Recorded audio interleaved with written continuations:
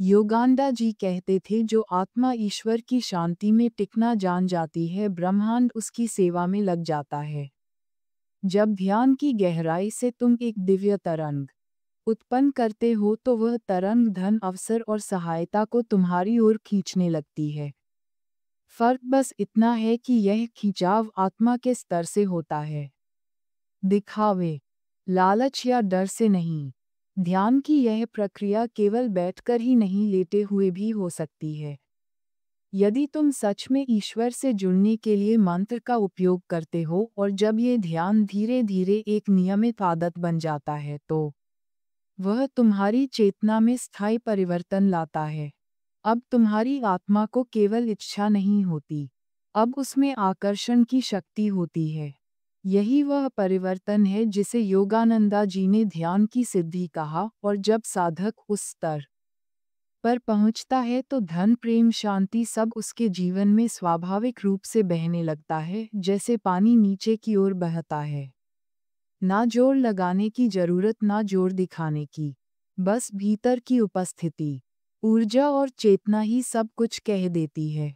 इसलिए ध्यान को केवल आध्यात्मिक अभ्यास ना समझो, ये तुम्हारे भाग्य को बदलने का सबसे सटीक वैज्ञानिक साधन है।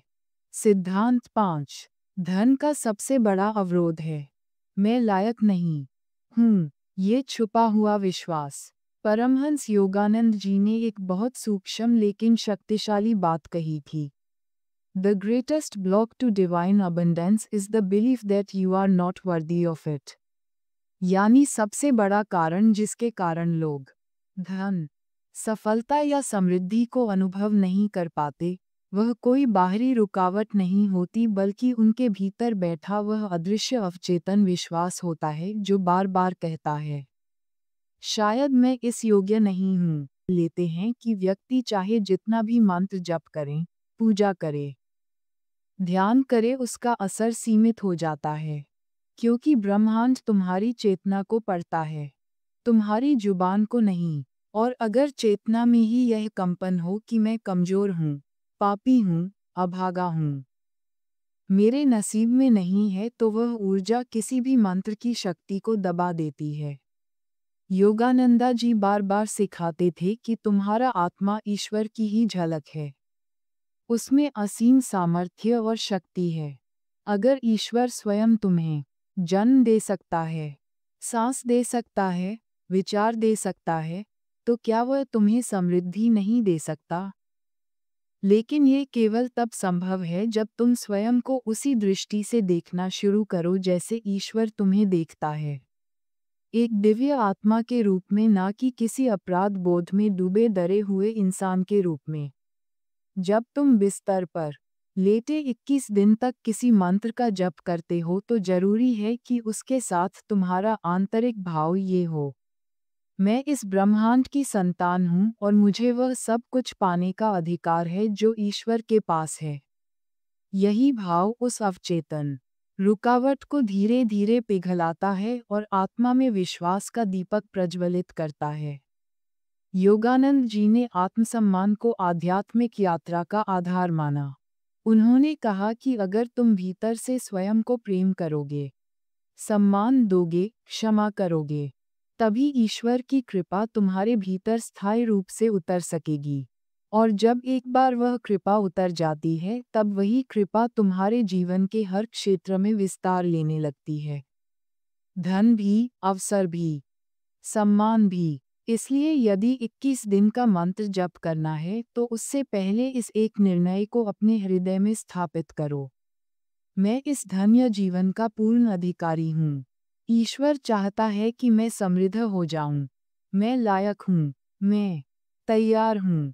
जब ये कंपन भीतर से उठता है तो ब्रह्मांड भी उसका उत्तर देने के लिए तैयार हो जाता है। यही है योगानंद जी का 5वां सिद्धांत। आत्मा की मूल्यवत्ता को पहचानो, तभी बाहरी मूल्य वेल्थ तुम्हारे जीवन में आ सकता है। सिद्धांत 6। मंत्र तब काम करता है जब कर्म उसके अनुरूप होता है। परमहंस योगानंद जी का जीवन केवल उपदेशों का संग्रह नहीं था, वह एक जीवंत उदाहरण थे इस सत्य का कि ईश्वर की कृपा मंत्र की शक्ति और आत्मिक साधना तभी फल देती है जब उनका साथ कर्म करता है। उन्होंने कहा था, prayer is a beginning but action completes the circuit. इसका अर्थ यह है कि मंत्र, प्रार्थना या ध्यान एक दिव्य ऊर्जा उत्पन्न तो करते हैं, लेकिन वह ऊर्जा तब तक स्थायी परिणाम नहीं लाती जब तक वह दैनिक जीवन के कर्मों से जुड़ी ना हो। बहुत से लोग सोचते हैं कि अगर वे बिस्तर पर लेटे 21 दिन तक एक मंत्र जप लेंगे तो धन अपने आप आ जाएगा। लेकिन वे ये भूल जाते हैं कि मंत्र केवल ऊर्जा जगाता है। उस ऊर्जा को दिशा देना तुम्हारा काम है। योगानंद जी के अनुसार जब तुम मंत्र जपते हो तो तुम्हारा चेतना क्षेत्र और साफ होता है। संकल्प शक्ति बढ़ती है और मन के भीतर आत्मविश्वास उत्पन्न होता है। लेकिन इस ऊर्जा को अगर तुम आलस्य, डर या नकारात्मकता में बहा दोगे तो ये शक्ति व्यर्थ हो जाती है। यही कारण है कि योगानंद जी अपने शिष्यों को कहते थे कि ध्यान के तुरंत बाद कोई सकारात्मक कार्य करो, योजना बनाओ, सेवा करो, नया प्रयास शुरू करो। जब तुम मंत्र से प्राप्त ऊर्जा को कर्म में बदलते हो तो वह ऊर्जा ब्रह्मांड में स्थायी परिवर्तन लाती है। उदाहरण के लिए मान लो तुम रोज ओम श्री महालक्ष्मीय नमः मंत्र का जप करते हो और भीतर से समृद्धि की भावना को जगाते हो, लेकिन उसके बाद भी तुम दिन भर शिकायत करते हो, आलस में पड़े रहते हो या धन के प्रति अपराध बोध रखते हो, तो मंत्र की शक्ति उस कर्म से टकरा जाती है और निष्क्रिय हो जाती है। लेकिन अगर वही जब तुम्हें सुबह उठकर ईमानदारी से काम करने के लिए प्रेरित करें, तुम्हें अवसरों को पकड़ने का साहस दे और तुम्हारे भीतर संकल्प की ज्वाला जलाए, तो समझो कि मंत्र ने तुम्हारे जीवन में जड़ पकड़ ली है। परमहंस योगानंद जी का ये सिद्धांत स्पष्ट करता है कि मंत्र कोई जादू नहीं, ये चेतना की खेती है और हर खेती को फलने के लिए मेहनत चाहिए, अनुशासन चाहिए और कर्म का जल चाहिए। इसलिए जब तुम 21 दिन तक मंत्र जपो तो यह मत सोचो कि अब देखो क्या चमत्कार होता है, बल्कि यह सोचो अब मैं उस ऊर्जा को ग्रहण कर रहा हूँ जो मेरे जीवन को बदलने के लिए आवश्यक है। अब मैं उस परिवर्तन को कर्म में ढालूंगा। यही वह संतुलन है जो मंत्र को चमत्कार बनाता है। सिद्धांत 7 आकर्षण की शक्ति मन से नहीं भावना से काम करती है। परमहंस योगानंद जी ने एक बार कहा था, thoughts are powerful but feelings are magnetic, यानी विचारों में शक्ति होती है पर भावनाओं में चुंबकत्व होता है। ये सिद्धांत धन, सफलता और ईश्वर की कृपा को आकर्षित करने की सबसे गढ़ कुंजी है। बहुत से लोग 21 दिन तक मंत्र का जप करते हैं और सोचते हैं कि उनका विचार ही सब कुछ बदल देगा। लेकिन योगानंद जी ने चेताया कि जब तक भावनाएं जुड़ी नहीं होती तब तक विचार ब्रह्मांड को प्रभावित नहीं कर सकते। विचार केवल संकेत हैं, लेकिन भावना वह विद्युत है जो उन संकेतों को शक्ति देती है। जब तुम मंत्र जपते हो जैसे ओम श्री महालक्ष्मी नमः और वह केवल मानसिक दोहराव बन जाता है तो वह शक्ति नहीं बनता, लेकिन जब तुम उसी मंत्र को भाव से पूर्ण समर्पण और विश्वास से दोहराते हो तब वह मंत्र कंपन बनकर पूरे ब्रह्मांड में फैलता है। योगानंदा जी कहते थे कि जब भावना भीतर से उठती है तो वह सीधे आत्मा के स्तर से निकलती है और आत्मा से निकली भावना में कोई दिखावा, कोई लालच, कोई डर नहीं होता। वहाँ केवल सच्चा संवाद होता है ईश्वर से। यही वजह है कि उन्होंने बार बार यह सिखाया कि जब भी ध्यान या मंत्र करो, अपने भीतर सबसे पहले वह भाव जगाओ कि मैं प्रेम से, विश्वास से, आनंद से जुड़ रहा हूँ। जब ये भाव जागता रहता, वह चेतना बन जाता है। यही चेतना, वही भावना फिर ब्रह्मांड को आकर्षित करती है और धन, अवसर, शांति जो भी तुम्हारे जीवन के लिए आवश्यक है वह तेरी ओर खींचने लगता है। इस सिद्धांत को समझना इसलिए भी जरूरी है क्योंकि अधिकतर लोग अपने विचारों में तो धन की इच्छा रखते हैं, लेकिन उनकी भावनाओं में डर, कमी, हीनता और अभाव भरा होता है। ऐसे में विचार और भावना एक दूसरे से टकराते हैं और परिणाम शून्य होता है। योगानंदा जी सिखाते थे कि जब तुम मंत्र जपो तो भीतर से ऐसी भावना लाओ जैसे तुम्हें वह फल अभी अभी मिल गया हो, जैसे तुम्हारा धन आ चुका हो, जैसे कृपा बरस रही हो। इस ऑलरेडी रिसीव्ड की भावना में जो दिव्यता है वही तुम्हें सच्चा चुंबक बनाती है। जब भावना, मंत्र और विश्वास तीनों एक हो जाते हैं तो चेतना ब्रह्मांड के द्वार खटखटाने नहीं जाती। ब्रह्मांड स्वयं उनके द्वार खोल देता है। यही है परमहंस योगानंदा का 7वां दिव्य सिद्धांत। मन चाहने वाला है लेकिन आत्मा पाने वाली है और आत्मा केवल भावना से काम करती है। सिद्धांत 8 संपन्नता को पाने के लिए पहले मन से दरिद्रता को निकालना जरूरी है। परमहंस योगानंद जी ने कहा था, poverty is not just a lack of money, it is a mental disease.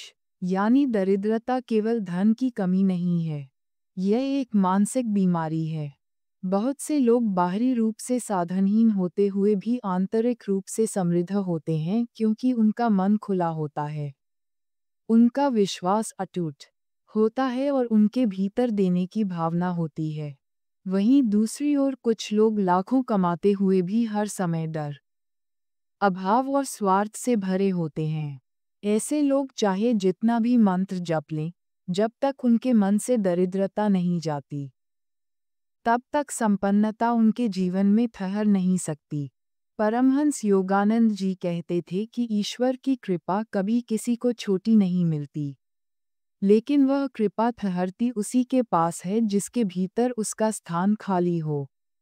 और जब मन में संकुचन, डर, ईर्ष्या और मेरे पास नहीं है जैसी सोच भरी होती है तो यह मन कृपा को रोकने वाली दीवार बन जाता है। इसलिए जब कोई व्यक्ति 21 दिन तक लेटे मंत्र जप करता है तो उसका पहला उद्देश्य ये होना चाहिए कि वह पहले अपने भीतर की दरिद्रता को पहचानकर बाहर निकाले। ये दरिद्रता सिर्फ पैसे की नहीं होती, ये सोच की दरिद्रता होती है, प्रेम की दरिद्रता होती है और सबसे बढ़कर आत्मा में ईश्वर पर विश्वास की दरिद्रता होती है। योगानंदा जी की एक अद्भुत शिक्षा थी। जीवन में आंतरिक समृद्धि से जीने के लिए और बाहरी दुनिया उसे प्रतिबिंबित करेगी। अगर आप अपने भीतर यह विश्वास पैदा कर लें कि आप ईश्वर की संतान हैं और ईश्वर के पास जो है वह आपको भी मिल सकता है, तो यह आंतरिक समृद्धि धीरे धीरे आपके विचारों, शब्दों और कर्मों में झलकने लगेगी। जब आप विचारों में खुलापन लाते हैं, दूसरों के लिए प्रार्थना करते हैं, देने की भावना से जीते हैं, तो ब्रह्मांड में आपकी चेतना एक दाता की बन जाती है और जब कोई आत्मा देने के लिए तैयार होती है तो वही आत्मा पाने के लिए भी तैयार हो जाती है। इसी को परमहंस योगानंद जी ने प्रॉस्पेरिटी कॉन्शियसनेस कहा है।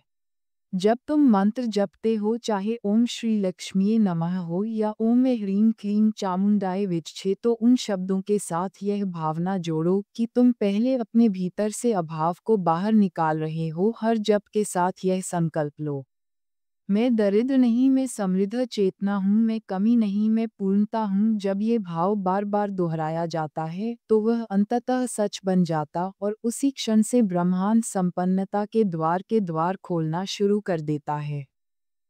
सिद्धांत 9, जो ईश्वर को धन्यवाद नहीं देता उसके पास से ईश्वर धीरे धीरे सब कुछ वापस ले लेता है।